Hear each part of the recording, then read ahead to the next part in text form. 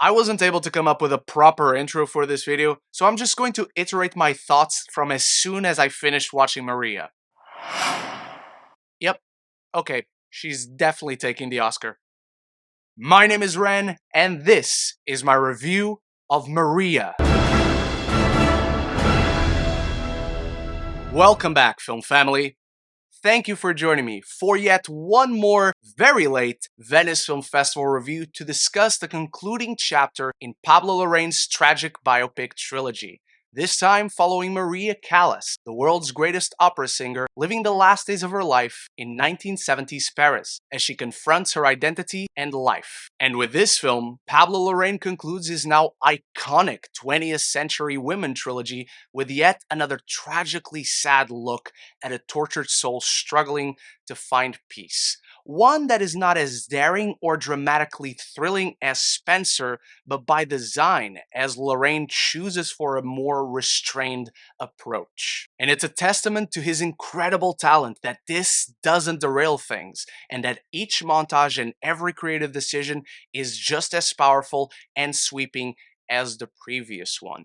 I quickly fell in love with Maria's phantasmagorical, ethereal approach to its story, which makes me just admire it all the more as a film. Between Jackie, Spencer, now Maria, despite the similarities, despite approaching a similar historical figure in each of these films, Larraín has such distinct approaches to each of them. Especially in Maria, there are so many layers of narrative, of perspective, of how we're presented the story, where we spend 1 week with Maria Callas, trying to find her own voice, witnessing so many flashbacks to her full life that gives us this sensation of we've known this person, we witnessed this tragedy slowly unraveling, where on top of this being the final days of her life, there is already so much tragedy in the past that brought her to this place. This is not a hopeful person. This is a person who feels like she's lacking her voice. She cannot achieve all the things she once did, and that glory from yesteryear hangs over her like a very dark cloud. And the way Lorraine tells the story of jumping back and forth is precisely what elevates this film, what gives Maria her voice back, where she is the subject of a documentary within the film. And whenever we're witnessing that documentary being made, we jump into gorgeous black and white sequences to understand this character's worldview and perspective. And through that, we're allowed to go on a journey full of defeats and sorrows and victories and joys. And the biggest deliverer of joy for me in this film is Pier Francesco Favino as Ferruccio, Maria's butler and confidant, really. Such a warm presence on screen.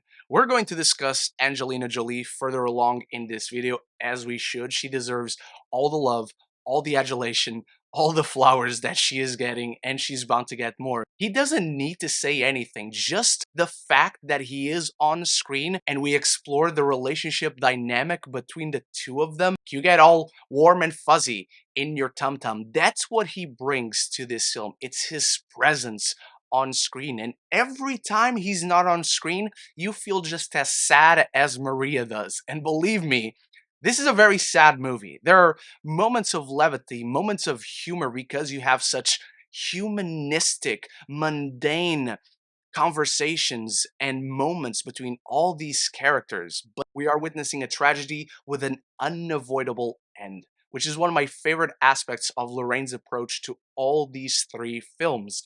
He's not pretending like things will get better, and we're just swept in the melancholy of all these films. And Maria might just deliver the most melancholy out of them all. Angelina Jolie is pitch perfect elegance and precision as Maria Callas, fully embodying her from the inside out in what very well may be the performance of her career. She grounds Maria in her fragility, but doesn't shy away from showing her like a spoiled brat seeking adoration.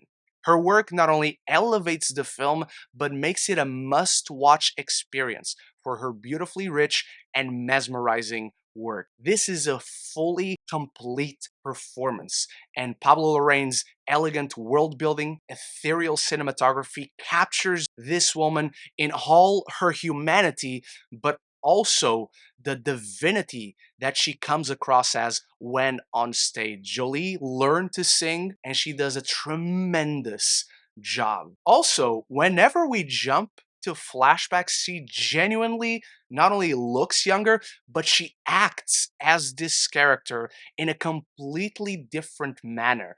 It feels so nuanced as we jump back and forth between time periods, and Jolie's performance is just as refined as it needs to be to display this difference. Work. She has been for months now my number one for the Oscars, and since September, that has not changed. Ed Latchman's cinematography is just as stunning as Jolie's performance, too. This film really has a visual cheat code to itself where no matter the narrative or visual indulgence it goes off, it can be justified within the film because it is showcasing a dying woman's POV. Where does your memory go? What do you remember most where in your final days of your life and you know it and you don't want to change anything about it? You just live vicariously through all these memories. This entire film is gorgeous work that looks and sounds sumptuous throughout. And the way Jolie plays this character, married with its ethereal visuals, frames this narrative almost like a fable.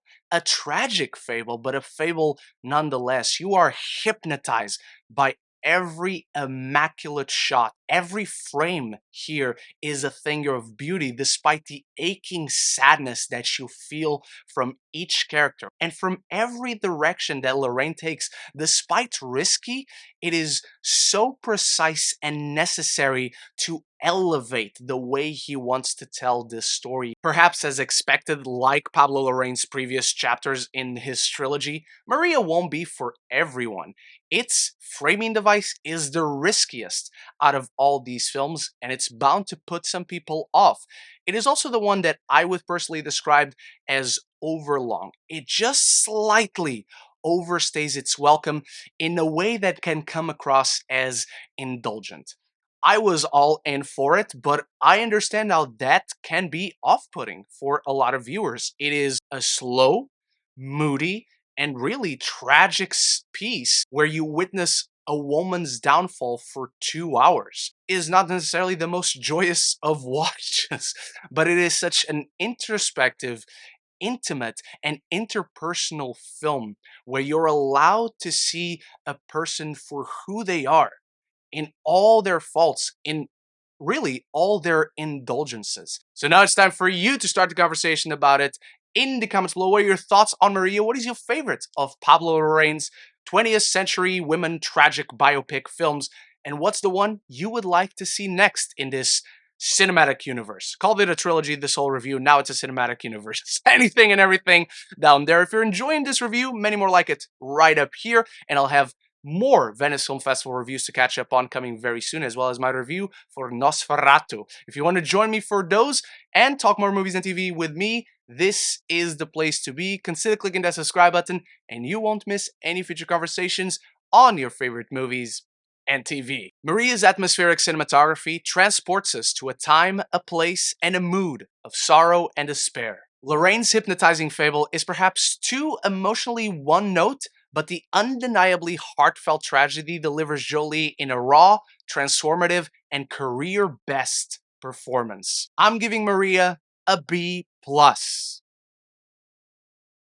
Thank you so much for watching, Film Family. Remember to start the conversation about Maria in the comments below. Check out the rest of my Venice Film Festival coverage. I put cards all over this video, and there'll be a few more coming very soon, and I hope to see you there. So until then, love each other and love the movies.